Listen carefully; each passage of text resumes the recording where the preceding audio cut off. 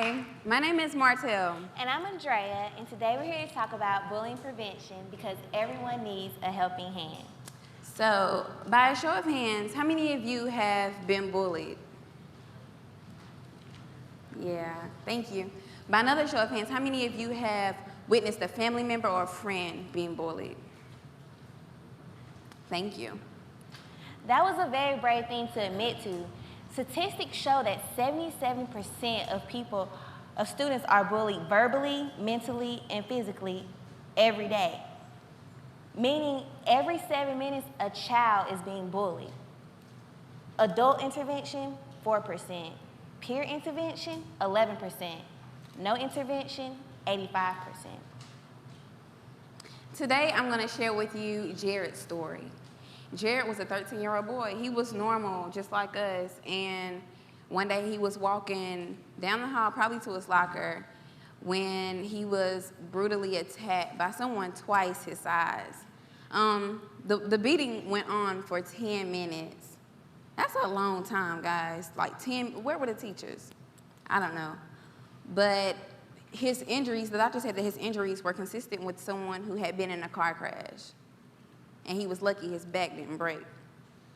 This really took a toll on him. It affected him to the point that 4 months later, he killed himself. And though my testimony is not as tragic as Jared's, I also have experienced being bullied. It started with these girls that claimed to be my friends, but turned out they really wanted to just make my life miserable.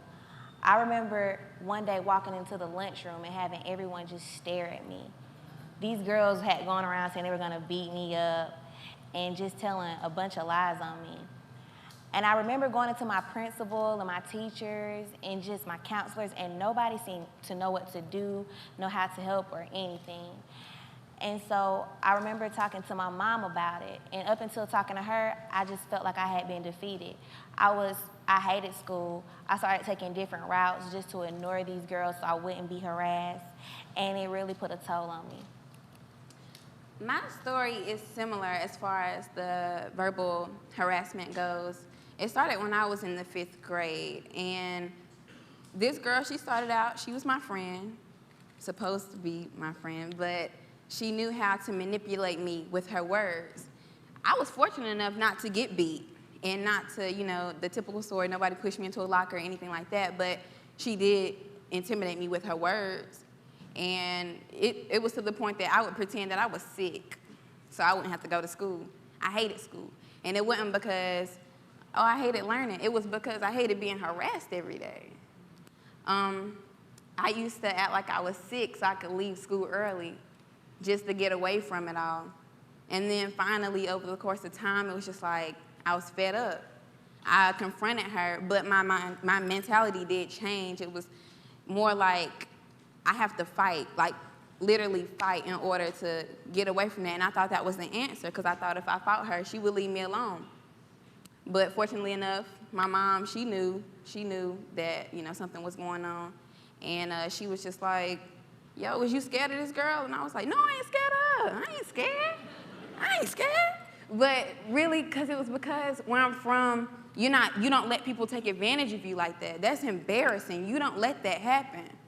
And so it was like, I spoke well, like, and I ain't scared, but really I was. So we have some ideas, and one idea we have is finding your comfort person. I know my comfort person was my mom. I didn't know what I would do without my mom. And I think this is a really big, important idea because I think a lot of people don't have a comfort person. A lot of people don't really have a person that they can go to and talk about their problems with or discuss it, especially students. It's really hard for students to go to their parents or go to anyone they feel comfortable with to say, hey, I'm being bullied, what can I do to fix this?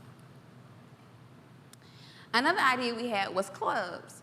We felt that schools have every type of club, but they do not have a bully prevention club. And this would be a place where students could go. This would be their therapy. This would be their confidential zone where they would go. They would talk to peers who have experienced similar cases, and this would just be where they go to release. Also, I want to say, parents, you have so much more power than you think. I feel it's so important that you get into your child's life and you're able to talk to them about what's going on.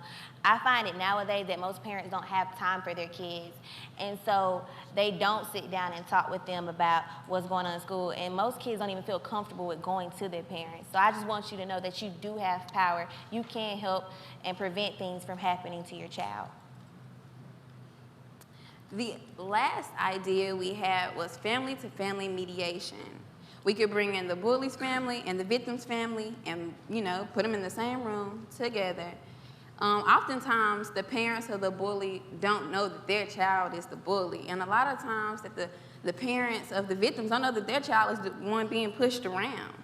So this would be a time where they get together and talk it out, everybody be on the same page.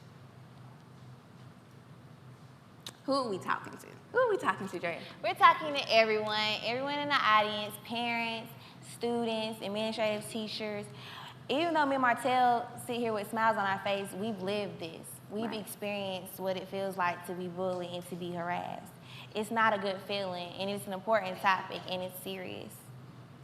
Because nobody wants to bury their child at 13, as in Jared's case. So it's time that we face it, talk about it, and take a stand. Thank you for your so time.